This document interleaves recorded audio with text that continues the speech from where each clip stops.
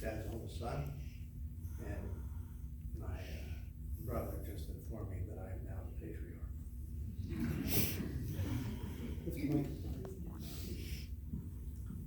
Calvin Homer Lamont, one of the finest men I've ever met, and I'm doubly blessed because he also was my father.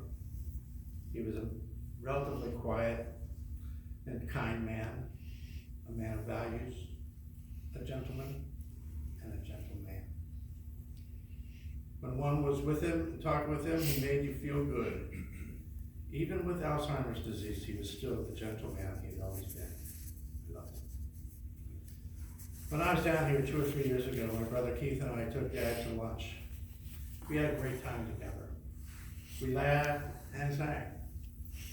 When Dad was in high school at the Baltimore Polytechnic Institute, Poly, in Baltimore, he was a cheerleader for the Poly sports teams, especially football.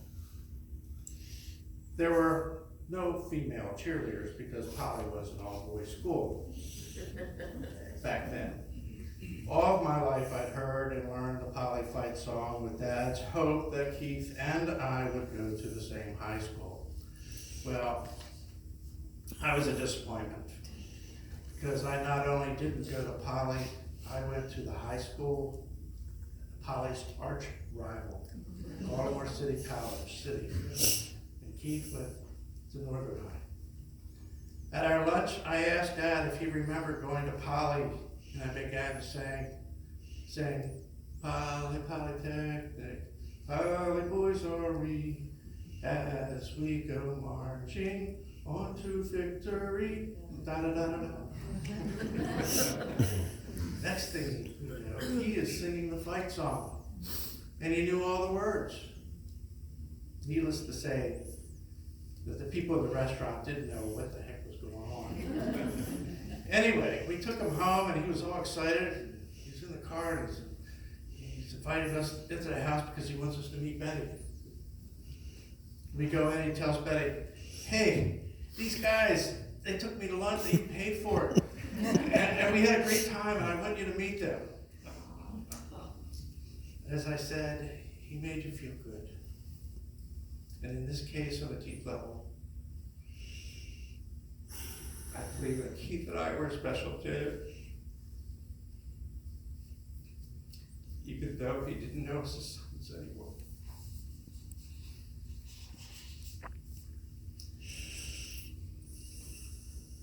But Dad could also get frustrated, like all of us, but he really got angry.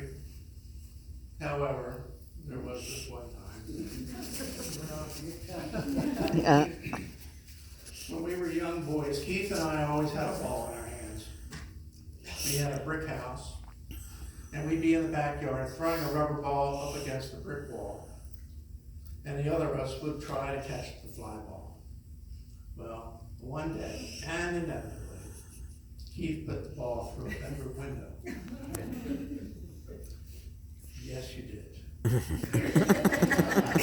This is where the story really changes. My parents were not happy, but they weren't angry. Balls will go through windows. But on Saturday, Dad began replacing the broken window. And while doing so, Keith and I decided, for whatever reason, to play catch in Mr. Letty's backyard, neighbor 2 doors down.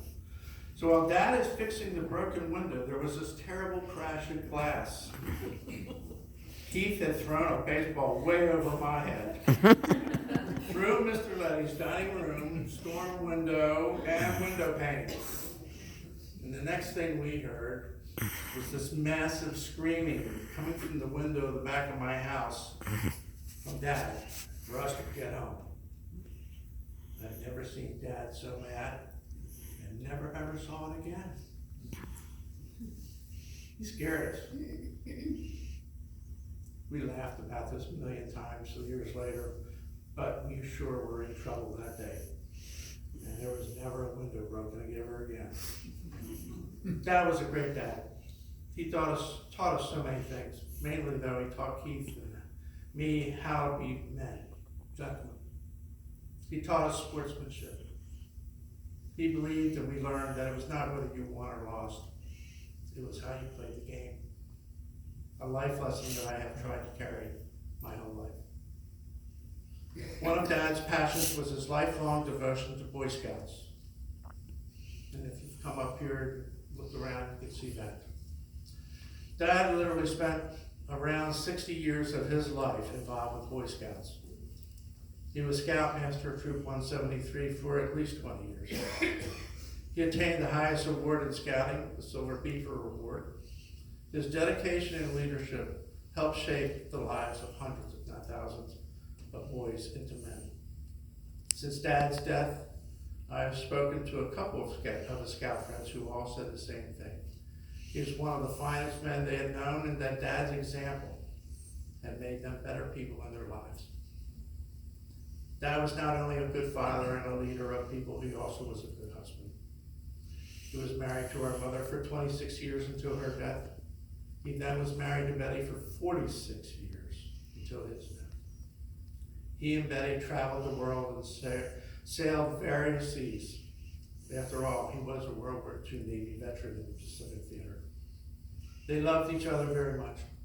Betty took exceptionally good care of Dad to his last day, and we love her for that. What could a son want more from a father? He was the complete package of love, support, guidance, and fun. I love you, Dad, and will miss you. And I will always carry you in my heart and hear your little voice for the rest of my life.